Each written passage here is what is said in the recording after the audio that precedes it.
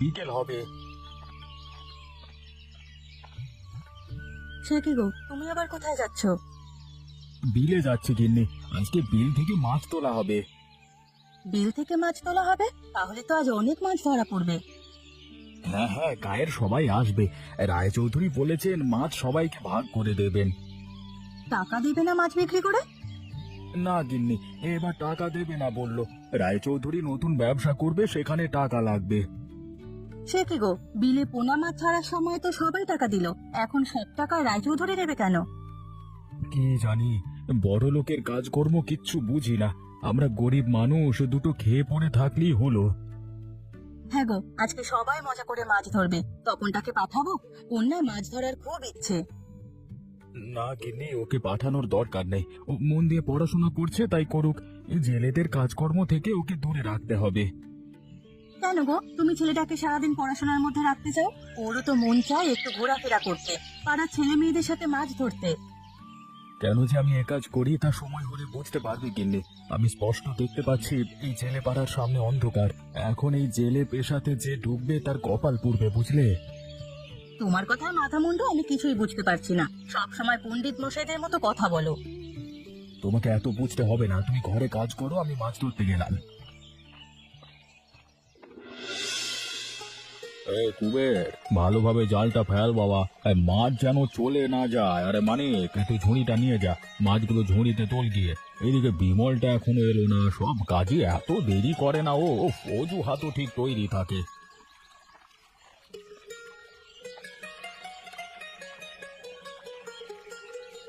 আমি চলে এসেছি চৌধুরী মশাই, জালটা সেলাই করছিলাম, সেজন্য দেরি হয়ে গেল। তুই আগে থেকে জাল সেলাই করে রাখবি না বেটা? সব কাজ তোদের মাছ ধরবার দিনই করতে হয়। ওদিকে আরতের বাবুরা চলে এলো বলে। তা মশাই, কেবল কি মাছ ধরবেন, পোনা ছাড়বেন না? না বিমল, এবছর থেকে আর মাছের ব্যবসা করব না। এই বিলে মাছ ছেড়ে লাভ হয় না। লাভ হয় না কোথায়? এত এত মাছ কি সাধারণ পুকুরে হবে? এই বিলের জল ভালো, তাই মাছ বাড়ে। এর চেয়ে লাভের ব্যবসা আছে বিমল। আমি এই বিলের পাশে চামড়ার কারখানা দেব, আর এই জল দিয়ে কারখানার চাহিদা মিটবে। এই রে, যে ভয় করছিলাম তাই হলো। এই যে চৌধুরী মশাইকে এই বুদ্ধি দিল। কিছু বলছো বিমল? না বাবু, বলছিলাম কি, বিলের পাশে কারখানা দিলে তার বর্জ্যে বিল ভরে যাবে, তখন আর সেখানে মাছ পাওয়া যাবে না। মাছের কি অভাব হয়েছে বিমল? ফিশারিতে অনেক মাছ হয় আজকাল, সেখান থেকে মাছের চাহিদা মিটবে। কিন্তু তাতে যে আমাদের পেটে লাথি মারা হবে চৌধুরী মশাই। এই বিলের মাছ ধরে আমরা জেলেরা সংসার চালাই, বিলে মাছ না থাকলে আমরা খাবো কি? তোমাদের কাজের ব্যবস্থাও করেছে বিমল। আমার কারখানাতে শ্রমিক লাগবে, সেখানে তোমরা কাজ করবে, চিন্তা করো না। মাছ ধরে যে টাকা আয় করতে, আমি তোমাদের তার চেয়ে বেশি টাকা দেব। বুঝেছি, স্বাধীন পেশা ছেড়ে এখন দাসের শিকল পড়তে হবে। তাতে তোমার সমস্যা কি? যদি ভরণ পোষণ মেটে তাহলে দাসত্বই ভালো। ঠিক আছে, আপনি যা ভালো মনে করেন তাই করুন, তবে আমি কারখানাতে চাকরি করব না। সে কি গো, কারখানায় কাজ না করলে সংসার চলবে কি করে? সবাই যে সেখানেই কাজ করছে। জানি না গিন্নি, আমার মাথায় কিছুই ঢুকছে না। মরে গেলেও আমি ওই কারখানাতে যাব না, দরকার হলে দূরের নদী থেকে মাছ ধরে আনবো। কিন্তু তাতে কি সংসার চলবে? চাষবাস করে চাল ডাল না হয় জোগাড় করা গেল, কিন্তু হাট বাজার কি করে করবে? ওটা আমি কোনোভাবে চালাবো, কিন্তু সমস্যা হচ্ছে তপনকে নিয়ে। ওর পড়াশোনাটা মনে হয় আর হবে না। গ্রামে কারখানা হলে পরিবেশ আরো নষ্ট হবে, কুসঙ্গে মিশে ছেলেটার মাথা বিগড়ে যাবে। না গো, ও কথা তুমি বলো না। এই একটা মাত্র ছেলে আমাদের, ওকে নিয়ে আমাদের অনেক স্বপ্ন। যেভাবে হোক পড়াশোনাটা করাতেই হবে। আচ্ছা গিন্নি, একটা কাজ করলে কেমন হয়? তোমার দাদা তো শহরে থাকে, ওনার কাছে তপনকে পাঠিয়ে দিই। তা ভালো বলেছো, দাদার ছেলে মেয়ে নেই, বৌদি তপনকে খুব ভালোবাসে, ওরা ওকে চোখের মনি করে রাখবে। তাহলে তুমি দাদাকে একটা চিঠি লেখো, উনি রাজি থাকলে আগামী সপ্তাহেই তপনকে পাঠিয়ে দেব। চিঠি লেখার কি আছে, চলো কালকে ওকে নিয়ে দাদার বাসা যাই, তপনকেও দিয়ে এলাম আর আমাদেরও বেড়ানো হয়ে গেল। ঠিক আছে গিন্নি, তাই হবে। তা তপন কোথায়, ঘুমিয়ে পড়েছে নাকি? না, ও ঘরে পড়ছে। ঠিক আছে, আমি ওর সাথে কথা বলে দেখি। এত দূরে পাঠাবো, ওরও তো একটা মতামত নিতে হবে। মানিক, আরে ও মানিক, কোথায় আছিস? দেখে যা তো। আগে বাবু ডেকেছেন আমাকে? হ্যাঁ, কি করছিলিস? কি ডাকলে কানে যায় না? কারখানার শ্রমিকদের কাজ বুঝিয়ে দিচ্ছিলাম মালিক, আজ থেকে ওরা কাজ শুরু করবে কিনা। ভালো কথা বলেছিস। তা শ্রমিক কতজন আসলো আজকে? আগে 530 জন। আরে বাপরে, এত মানুষের বেতন দিয়ে কুলাতে পারবো? পারবেন, করতে পারবেন। কারখানা যেভাবে চলছে সামনে মাসে অনেক বিক্রি হবে। তাহলে লাভ হবে অনেক, কি বলিস? আর গায়ের সবাই কি কারখানায় এসেছে? এই সবাই এসেছে, কেবল বিমলের পরিবার ছাড়া। ও হ্যাঁ, ও সেদিনই আমাকে বলল কারখানায় কাজ করবে না। সালার জিদ অনেক বেশি, কথায় কথায় গো ধরে বসে। এই গো কয়দিন থাকে তাই দেখবো। দুদিন পর যখন পেটে টান পড়বে তখনই সুরসুর করে কাজে আসবে। হ্যাঁ, টান এক্ষুনি পড়েছে, তাই তো ছেলেকে শ্বশুর বাড়িতে রাখতে গেছে। তাই বলো, ছেলেকে নাকি পড়াশোনা করিয়ে বড় চাকরিজীবী বানাবে। আমিও দেখতে চাই কি এমন লাট সাহেব হয় ও। দেখবেন চৌধুরী মশাই, দেখবেন কদিনে পূর্ণিমা আর কদিনে অমাবস্যা হয়, ঘরের দূর থেকেই দেখতে পারবেন। এই মানিক সব দেখিয়ে ছাড়বে। বড্ড কথা শিখেছিস তুই। হ্যাঁ, যা এবার যা, আমার জন্য এক কাপ চা নিয়ে আয়। খেয়ে আবার কারখানায় যেতে হবে।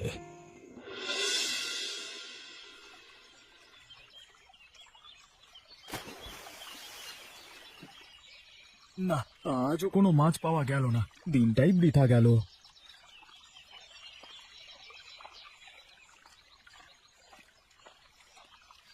দাদা, কি করছো কি ওখানে? মাছ ধরছিলে খুবই। তা তোদের ছুটি হলো এখন নাকি? কিন্তু এই কালো জলে কি মাছ পাবে? ওখানে তো জীবাণু ছাড়া কিছু নেই। তাই তো দেখছি রে, আজকে সারাদিন জাল ফেলে একটা মাছও ধরতে পারলাম না। ওসব জালের কাজ রাখো দাদা। আরে ওদি আর পোষাবে না। বাঁচতে চাও তো আমাদের সাথে কাজে এসো, খেয়ে পড়ে 2 টাকা জমা করতে পারবে। না না কুবের, ওই কারখানাতে আমি যাব না। গেলে 10 বছর আগেই যেতে পারতাম। 10 বছরে জগৎ পাল্টে গেছে বিমলদা। এখন চাষা ভুষো সবাই কারখানাতে কাজে যাচ্ছে। তুমি যদি আগের পেশাতেই থাকো তবে না খেয়ে মরতে হবে। এই জগতে না খেয়ে কেউ থাকে না কুবের। বিধাতা কোনো না কোনো ভাবে খাদ্যের যোগান দেবেই। তোমার এই দার্শনিক কথাগুলো শুনলে পেটে ভাত জুটবে না। আমি যাই, হাতে অনেক কাজ বাকি। কেউ আমার কথা শোনেনি, সবাই কেবল নিজের কাজে ব্যস্ত। তপনকে এসব বলতে পারতাম, কিন্তু বাছা আমার অনেকটা দূরে থাকে। কবে যে ও পড়াশোনা শেষ করে একটা ভালো চাকরি করবে। বাবা, ও বাবা, তুমি এখানে? এদিকে আমি সারাটা চষে ফেলেছি। কি রে ইন্দু, কি হয়েছে? দাদা চিঠি এসেছে বাবা, এই নাও। তপন চিঠি দিয়েছে, দেখি তো। কি লিখেছে দাদা? ও বাড়িতে আসছে? বাড়িতে আসছি কেন বাবা? পড়াশোনা শেষ নাকি? কি জানি, তোর মাকে গিয়ে বল খাবারের আয়োজন করতে। কালকে সকালেই ও আসবে। ঠিক আছে বাবা, আমি এক্ষুনি যাচ্ছি। আর তুমি কখন ফিরবে? আর কয়েকবার জাল ফেলে দেখি, একটা মাছ উঠলেই ফিরে আসবো। মানিক, আজকের হিসেবটা দাও তো আমাকে। আগে বাবু, খাতাতে সব তুলে রাখা হয়েছে। কতজন কাজে এসেছিল, কত টন জিনিস বিক্রি হয়েছে, সব লিখে রেখেছি। বেশ বেশ, তুই থাকাতে আমার অনেক উপকার হয়েছে মানিক। তোর সাহায্য ছাড়া এত বড় ব্যবসা সামলাতে পারতাম না তো। আপনি আমাকে অনেক সাহায্য করেছেন চৌধুরী মশাই। যার নুন খেয়েছি তার কাজ আমি আজীবন করে যাবো। তোর মতো কর্মচারী পাওয়া সত্যি ভাগ্যের বিষয়। এই 10 বছরে আমার ব্যবসার এত উন্নতি তোর জন্যই হয়েছে। বড় কথা, তুই আমাকে সেদিন বুদ্ধি দিয়েছিলিস 3 প্রহরের বিলে কারখানা দিতে। আজকে আমার কারখানা ফুলে ফেপে উঠছে, আর 3 প্রহরের বিল পরিণত হয়েছে কালো বিলে। আর কয়েকটা দিন অপেক্ষা করুন মশাই, এখন যে লাভ আসছে তার চেয়ে দ্বিগুণ লাভ আসবে কারখানা থেকে। হ্যাঁ, তাই নাকি? তা কিভাবে লাভ করবি? নতুন জিনিসের আমদানি করবি নাকি শ্রমিক বাড়াবি? এর কোনোটাই না, আমার মাথায় অন্য বুদ্ধি এসেছে। কি বুদ্ধি বলতো? অতীতেই পলাশপুরের সব মানুষ 3 প্রহরের বিলের উপর ভিত্তি করে জীবিকা চালাতো, তাদের সবাই জেলে ছিল।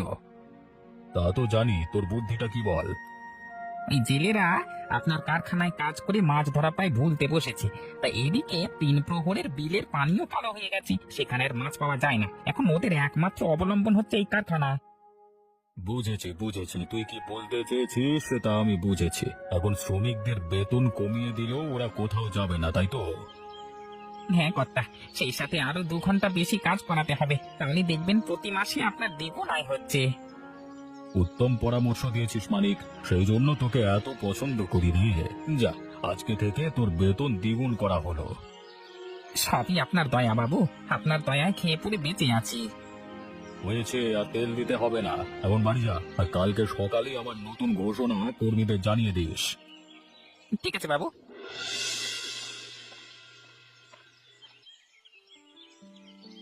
কি খবর সবার, কাজ কেমন চলছে? আগে দাদা, ভালোই কাজ হচ্ছে। সবাই এসেছে কুবের, কেউ বাকি রয়নি তো? না না না, সবাই এসেছি। তাহলে শোনো সবাই, রায় চৌধুরী একটি ঘোষণা দিয়েছেন। কি ঘোষণা কাকু? আমাদের টাকা বাড়িয়ে দেবে? আলো ছুরি, আগে শোন না, এত অল্পেতে আটখানা হয়ে যাস নে। শোনো শোনো সবাই শোনো, এখন কারখানাতে কাজের খুব চাপ, তাই তোমাদের 2 ঘন্টার বেশি কাজ করতে হবে। সে কি, 2 ঘন্টা বেশি কাজ করলে সংসার চলবে কি করে? এখানে কাজ করে বাড়ি গিয়ে রান্না চড়াতে হয়, ও কাজ কে করে দেবে? তা তোমাদেরই ব্যবস্থা করতে হবে। বেশি কাজ করলে কি টাকা বাড়িয়ে দেবে?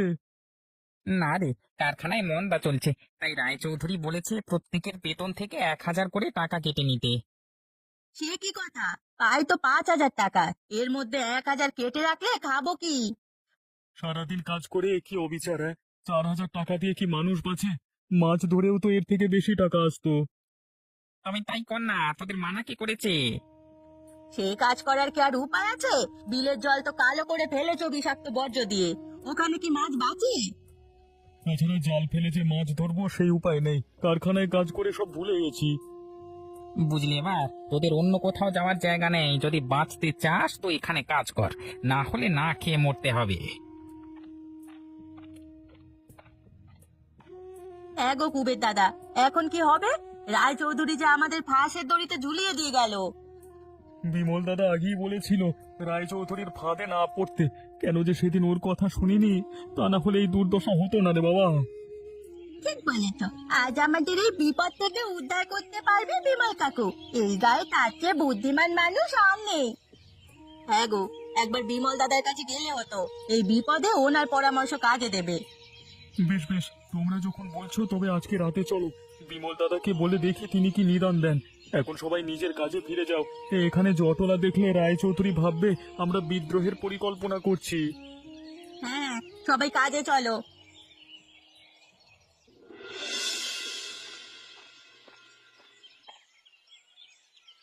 গিন্নি, আরে ও গিন্নি, তোমার রান্না বান্না হলো?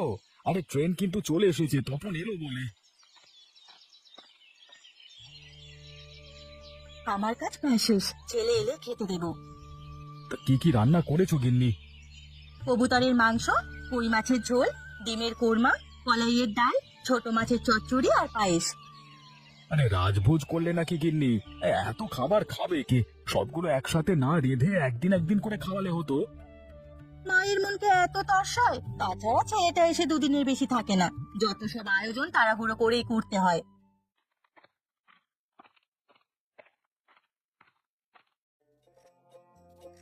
মা, ও মা, দেখো কে এসেছে।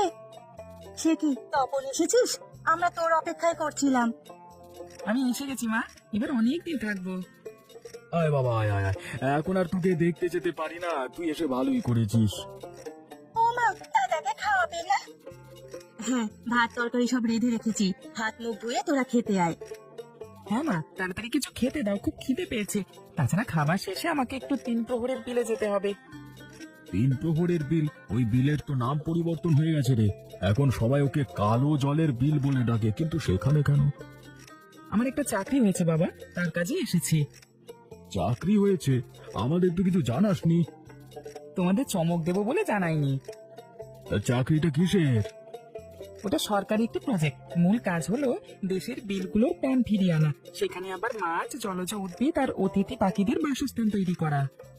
তা এখানে হবে না বাবা, এই বিলের যে অবস্থা, এখানে মাছ চাষ করা যাবে না। তাছাড়া বিলের পাশে রায়চৌধুরীর কারখানা, তিনি তোকে এই কাজ করতে দেবেন না। সেই উপায়ও আমার আছে বাবা, প্রয়োজনে আইনের সাহায্য নিতে হবে, কিন্তু আমি তা চাই না। গ্রামের মানুষ যদি এক থাকে তাহলে খুব সহজেই এই কালো বিলের জীববৈচিত্র্য ফিরিয়ে আনতে পারবো। সেই নিয়ে তোর সাথে পরে কথা হবে, এখন ঘরে আয়, কিছু খেয়ে নে। হ্যাঁ বাবা, খেতে আয়, তোর জন্য কত কি রেঁধে রেখেছি।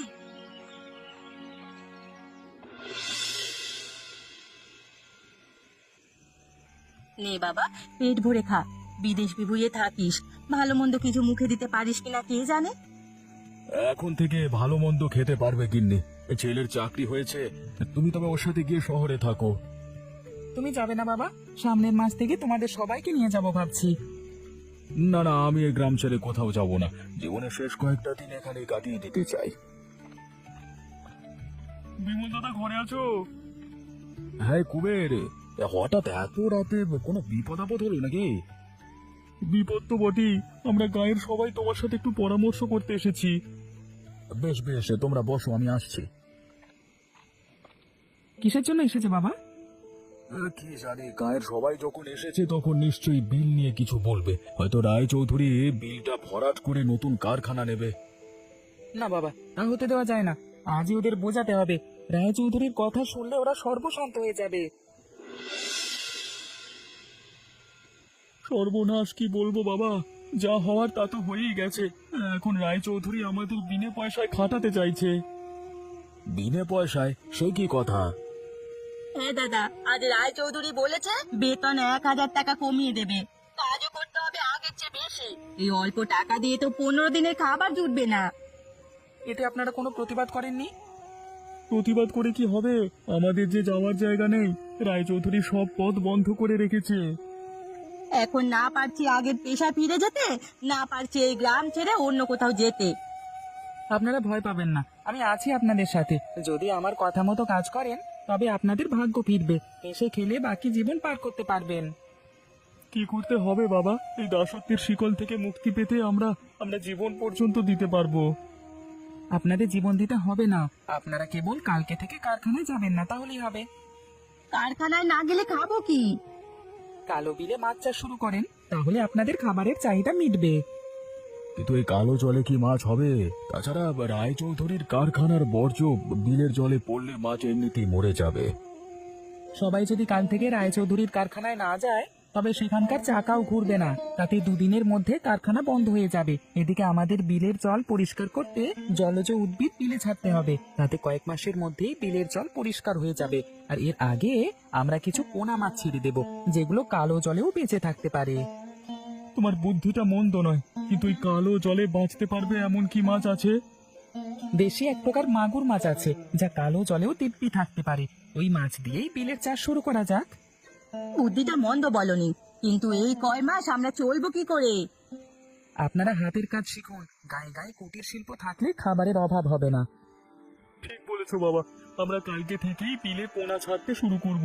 সেই সাথে কচুরি পানাও ছেড়ে দেবো। আর মেয়েরা করবে কুটির শিল্পের কাজ। হ্যাঁ, তুমি আজ আমাদের বড় বাচ্চা বাঁচালে বাবা। তোমাকে পড়াশোনা করিয়ে বিমল দাদা ভুল করেনি। ঠিক বলেছো, আমার ছেলে পড়াশোনা করেছে বলেই আজকে গায়ের মানুষদের রক্ষা করতে পেরেছে। তাহলে সবাইকে রায়চৌধুরীর দাস হয়ে থাকতে হতো। এখন চলো সবাই রায়চৌধুরীর বাড়িতে যাব। তার সাথে আজই একটা ফয়সালা করতে হবে। হ্যাঁ হ্যাঁ, সবাই চলো, সবাই চলো।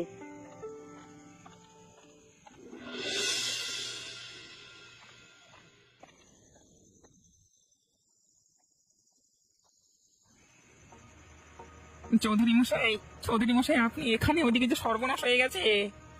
কি হয়েছে মানিক? গায়ের সব লোক খেপে গেছে। ওরা নাকি কাল থেকে কারখানায় কাজ করবে না, বিলে মাছ চাষ করবে। মাছ চাষ করবে? এই বুদ্ধি ওদের কে দিল? বিমলের ছেলে তপন। কি মাছ চাষ করবে তাও ঠিক করা হয়ে গেছে। কালো বিলে মাগুরের পোনা ছাড়া হবে। না না, এই কাজ কিছুতেই হতে দেওয়া যাবে না। একবার ওখানে মাছ চাষ শুরু করলে আমার ব্যবসায় লাল বাতি জ্বলবে। তার আগেই ওই বিমলকে ঘর ছাড়া করতে হবে। ওর বুদ্ধি পেয়ে গায়ের লোকেরা খেপে গেছে।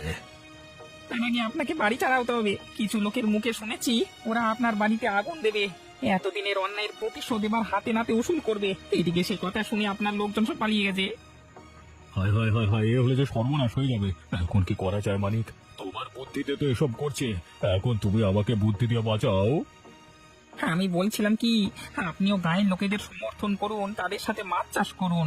ওদের সাথে মিশে গেলে এই যাত্রায় বাঁচতে পারবেন, তা না হলে আপনার কপালে শনি নাচছে। ঠিকই বলেছো মানিক, আমার টাকা পয়সা চাই না, মান সম্মান নিয়ে বাঁচতে চাই। বাড়িতে আগুন লাগলে থানা পুলিশ হবে, আর তখন আমার সব অবৈধ কাজের কথা পুলিশ জেনে যাবে। আপনার অবৈধ সব কাজকর্মের কথা আমরা সবাই জেনে গেছি চৌধুরী মশাই, এবার পালানোর কোনো উপায় নেই। সে কি, তোমরা সব জেনে গেছো? হ্যাঁ, আপনি সবার জমি দখল করে রায় চৌধুরী হয়েছেন। সবাইকে তাদের পেশা থেকে ছাড়িয়ে কোন বেতনে কাজ করিয়েছেন, গায়ের একমাত্র বিলটিকে ধ্বংস করেছেন। এরকম আরো অনেক অভিযোগ আছে আপনার বিরুদ্ধে, পুলিশের কাছে গেলে সব বেরোবে। হায় হায় হায় হায়, অভিযোগ দেখছি কম নয়। এখন আমাকে কি করতে হবে বলো? তোমরা দয়া করে আমাকে পুলিশে দিও না, তোমাদের সব আবদার আমি মেনে নেব। বেশ, তবে আমাদের বিলের মাছ চাষের সব টাকা আপনাকে দিতে হবে, সেই সাথে ওই কারখানাও বন্ধ করতে হবে। আপনার কারখানায় এখন থেকে চামড়ার কাজ নয়, গ্রামের মেয়েরা কুটির শিল্পের কাজ করবে, ওটাও আমাদের দিয়ে দিতে হবে। এখন থেকে আর আপনি কোনো ব্যবসা করতে পারবেন না, আপনাকে সকল কিছু থেকে বঞ্চিত ঘোষণা করা হলো। আমি তোমাদের সব কথা মেনে নিয়েছি, তোমরা যা যা চাও সব হবে, তবু আমাকে ছেড়ে দাও তোমরা। ঠিক আছে, আজকে আমরা কেউ আপনার শ্রমিক নয়, আর আপনিও এই গ্রামের রায় চৌধুরী নন। আমরা এখন থেকে স্বাধীন মানুষ। আমাদের জয় হয়েছে, আজ থেকে সবাই স্বাধীনভাবে থাকতে পারবো। আজকে থেকে কারোর কোনো ভয় নেই ভাই, সব আপনারা রায় চৌধুরীর হাত থেকে মুক্ত হয়েছেন। হ্যাঁ, এখন সবাই স্বাধীনভাবে ঘুরে বেড়াবো আর কালো বিলে মাগুর মাছের পোনা চাষ করবো।